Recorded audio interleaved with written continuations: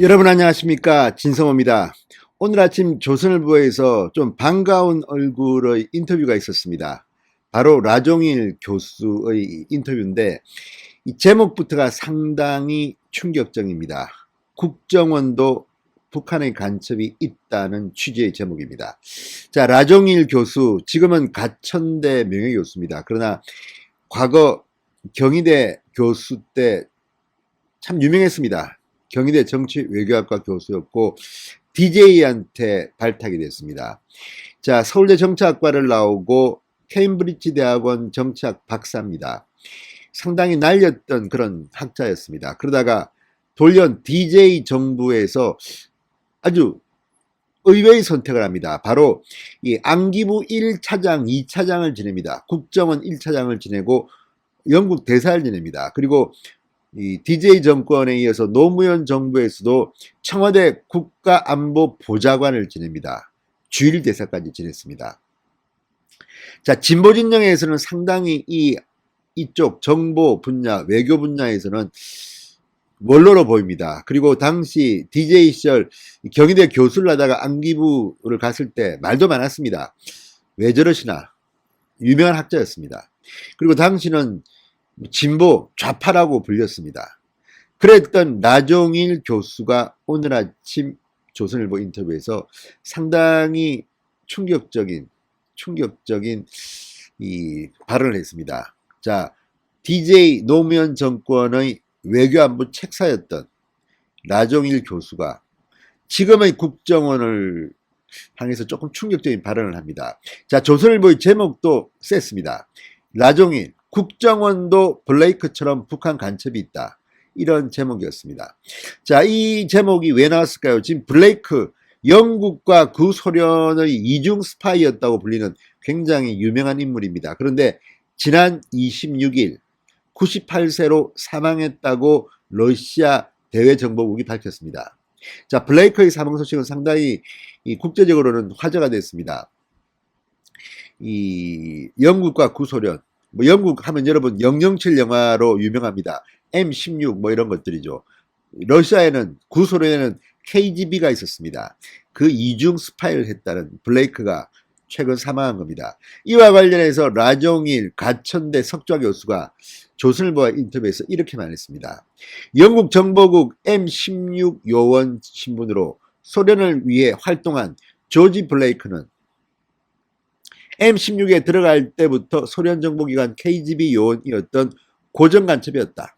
블레이크가 미국의 폭격에 분노하고 마르크스의 자본을 뒤늦게 읽은 뒤 전향했다는 것은 구소련의 일방적인 주장이라고 말했습니다.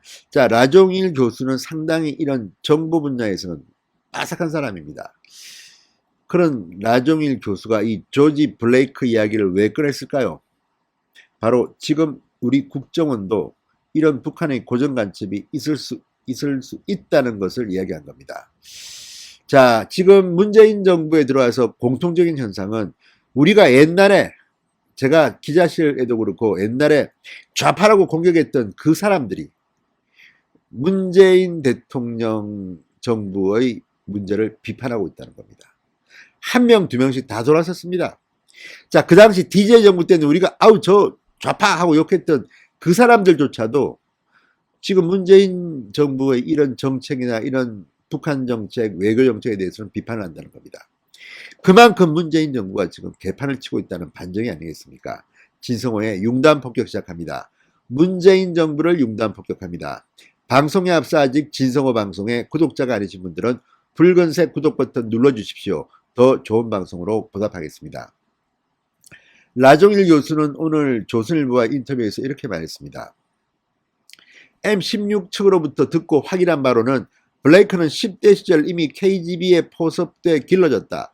KGB가 계획적으로 그를 M16에 심은 것이다. 그러면서 옥스퍼드에서 러시아어를 전공하고 M16 요원으로 주한 영국 대사관에 파견된 그가 뒤늦게 자본론에 감동해 자발적으로 소련 스파이가 됐다는 말을 믿을 수 있겠느냐고 말했습니다. 일부 언론이 거의 부엄을 쓰면서 거의 자서전을 인용했는데 이 책은 KGB가 다 편집한 것으로 믿기 어렵다고 말했습니다. 자, DJ 정부에서 안기부 1, 2차장을 역임했기 때문에 이런 정보 분야에서는 전문가입니다. 라 교수는 이렇게 말합니다.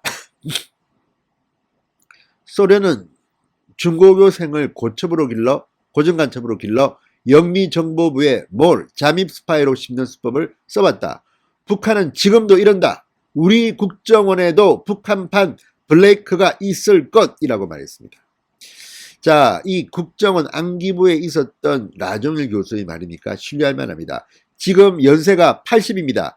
1940년생입니다. 정말 시절이 빨리 가네요. 저도 대학 시절 또 이 기자 시절 라종일 교수가 DJ의 안기부 같다고 해서 참 놀랐는데, 지금 이 라종일 교수가 문재인 정부의 국정원을 비판하고 있는 것 같습니다.